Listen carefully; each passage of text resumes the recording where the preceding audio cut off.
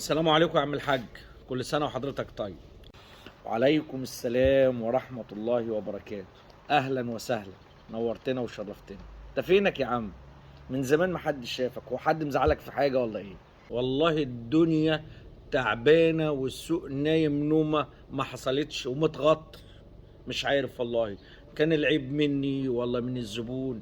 مش عارف والله، الواحد زهق رغم ان احنا عندنا مصاريف ومصاريف لا تطاق. مش عارف، يمكن حضرتك عندك حلول. احنا كل يوم كنا عند حضرتك، النهارده مفيش. كل فتره اما بنجيلك. يا سلام، ده الموضوع سهل وبسيط جدا. تعالى كده هقول لك على روشته كده هتصحي لك السوق وتصحي لك الزباين، واللي هتخلي النايم يصحى. اول حاجه كده، داوم على الاستغفار.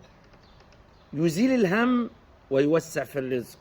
من لازم الاستغفار جعل الله له من كل هم فرجا، ورزقه من حيث لا يحتسب.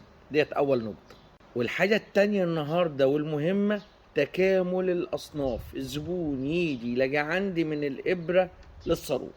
كل ما زادت اصنافي كل ما زادت زبايني.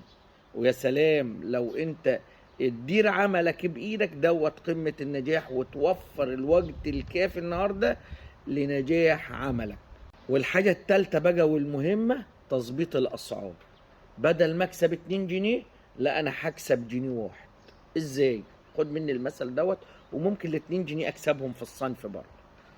وليكن على سبيل المثال علبة الجبنة مثلا ب20 جنيه، لا أنا هعمل عرض على ال5 علب جبنة وهيبقى ب95 جنيه. الزبون اما يلاقي روح هيوفر 5 جنيه هياخد منك العرض، وممكن أنا أوصل لهامش الربح اللي أنا خدته في العلبة من ال5 علب. وقيس على جميع الأصناف. جازتين زيت وليكن على سبيل المثال تمنهم مثلا 110، لا هبيع الاتنين ب105. بدل الواحدة ب55 الاتنين ب110. لا احنا الزبون هنشجعه، اللي هياخد جزازتين هنسيب له 5 جنيه وهنبيعهم ب105. نتمنى الروشتة ديت كده ان انت تستفيد بيها كده، ويا رب يوسع عليك ويوسع على الجميع. وانا سعيد جدا ان انا شفت حضرتك النهارده، ونتمنى ان احنا نشوفك كل يوم.